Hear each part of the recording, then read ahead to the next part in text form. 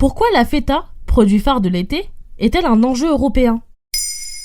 Merci d'avoir posé la question. C'est l'une des stars de l'été. Dans une salade grecque ou une salade improvisée, avec de la pastèque comme le veut une récente mode, nature ou avec un filet d'huile ou des épices, ou même en gratin. C'est la feta.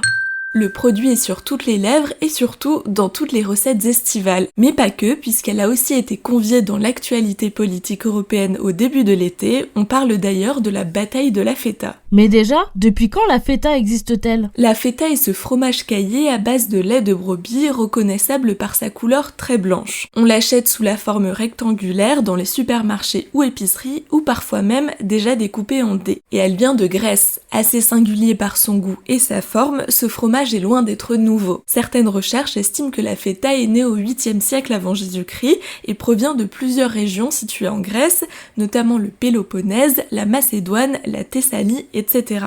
Elle aurait même été mentionnée sous un autre nom dans l'Odyssée d'Homère. Quant à son nom original, feta avec 2 T, il serait italien et remonterait au XVIIIe siècle, un terme à traduire par tranche qui ressemble à ce que l'on connaît visuellement aujourd'hui. Pourquoi la feta est-elle un sujet européen ? Depuis les années 1930, la feta a largement dépassé les frontières de la Grèce et est commercialisée dans la plupart des pays européens. Elle connaît surtout un gros succès en Europe de l'Ouest. À partir des années 60-70, la feta s'invite durablement dans notre cuisine et commence à être fabriquée un peu partout.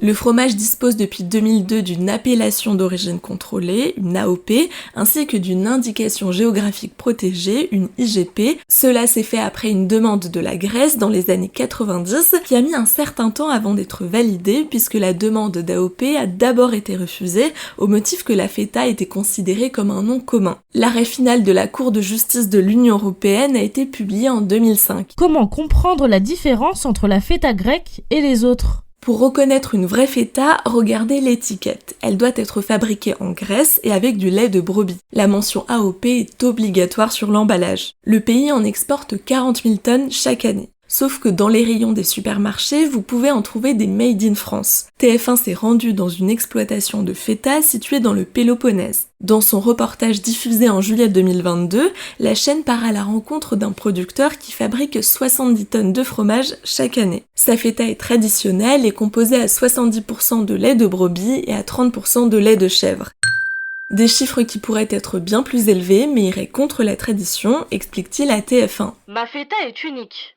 J'utilise les mêmes techniques que mon grand-père. On produit peu, en prenant le temps. Ce ne serait pas du tout rentable pour les industriels de faire comme nous. Et 14 tonnes de sa production sont exportées vers la France. C'est très peu par rapport à la demande. À côté, d'autres entreprises industrielles grecques fabriquent plusieurs tonnes par jour. Cela reste tout de même insuffisant pour la consommation européenne, alors plusieurs pays se sont mis à fabriquer de la feta à base de lait de vache. Pourquoi parle-t-on de bataille de la feta ? Le 14 juillet 2022, la Grèce a remporté une nouvelle bataille juridique européenne qui s'est jouée à la Cour de justice de l'Union européenne. Le pays méditerranéen était opposé au Danemark. Il a demandé à la Commission européenne de saisir la CJUE, aussi soutenue par Chypre. Le pays scandinave, qui fabrique un fromage s'apparentant à de la feta, exportait ses produits en utilisant le terme grec. Or, cela est interdit. La décision finale a demandé au Danemark d'appliquer l'arrêt de 2005 dans les meilleurs délais. Et cette nouvelle péripétie européenne n'est de loin pas la première depuis l'instauration d'une AOP sur la feta. Elle souligne encore une fois l'intérêt que suscite ce fromage caillé pour les producteurs et les consommateurs européens. Voilà pourquoi la feta est un enjeu européen. Maintenant, vous savez, un épisode écrit et réalisé par Pauline Weiss. Ce podcast est disponible sur toutes les plateformes audio et pour l'écouter sans publicité, rendez-vous sur la chaîne Bababam Plus d'Apple Podcast.